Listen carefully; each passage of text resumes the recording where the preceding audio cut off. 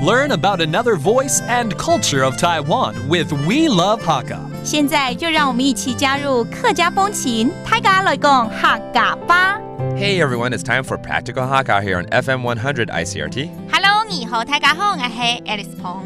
Hello, 你好，大家好，我是Lim Zepsiu. It's Joseph Lin here along with Alice to teach you vocabulary in the Hakka language. And you know, this month also marks Tomb Sweeping Day, right? 对。所以呢，我们用这个话题呢，延伸出来教大家跟扫这个字有关的一些智慧好了。OK。You know, sweeping and cleaning in general. So 就这样，哆来咪发嗦拉西哆。好，那唱歌哦。So that means sweep 扫。Okay. In general, when we say 打扫，其实打扫就是清任何东西就叫打扫了啦，哈，不一定是只扫地而已。So how do you say that? Cleaning in general， 打扫。冰收。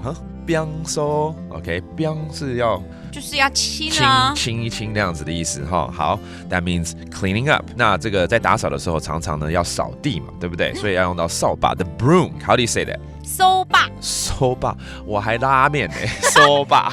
扫把不是那个日本人吃扫把，那个是日文，但是我们是扫把。扫把，好，那叫谁爸？Okay, that actually means the broom. And during Tomb Sweeping Day, you really need to clean up your ancestors' tomb.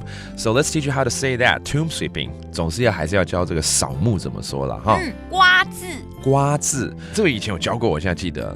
课语里面好像是用挂纸，对不对？所以叫刮字啊，因为是需要放那个纸在那个木的上面，对不对？对。Yeah, we've taught this before that during Tomb Sweeping Day, the Hakka people actually put this special blessing paper on top of these tombs, so it actually sounds a little different. 刮字。对，那海陆腔的扫墓呢叫刮吉。刮吉 ，Okay, again, that's tomb sweeping in a different dialect.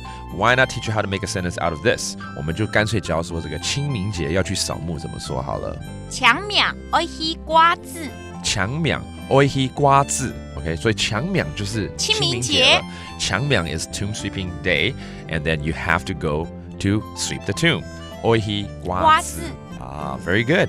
Let's review these terms. 打扫 cleaning up.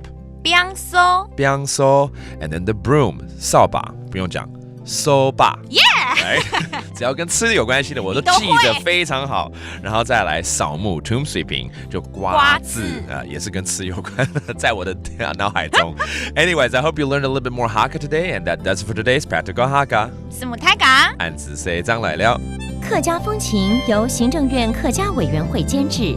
We Love Hakka has been brought to you by the Executive Yuan's Council for Hakka Affairs.